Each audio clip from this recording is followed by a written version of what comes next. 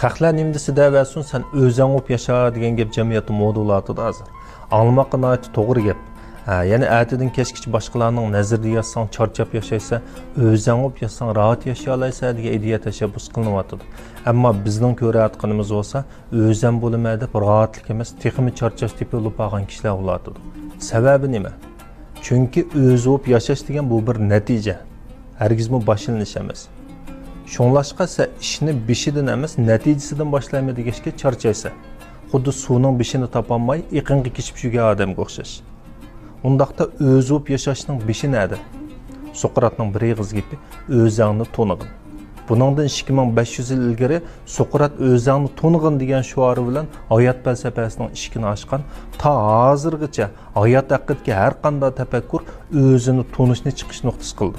Ammo hozir bir odam maydonga chiqib o'zingni to'nig'in deb to'lisa, buni anglagan kishilar ma'qul deb to'latadi, ammo qanday qilsam haqiqiy o'zim bo'lib yashagan bo'lma deganni tafakkur qilgan odamlar aytasiz. Shuning bilan hozir jamiyatda tafakkursiz o'zib yashash maydonga keldi.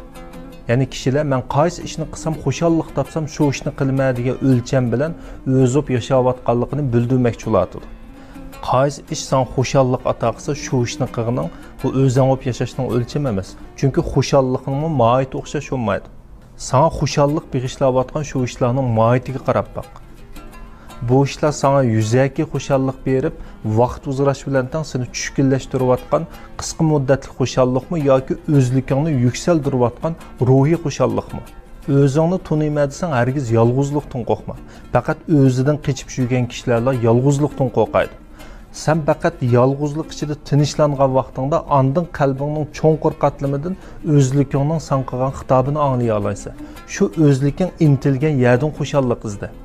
O'zlik inson mohiyatiga yoshiringan nurg'un xususiyatlar ichidan o'zining xosligi va talantini izlaydi.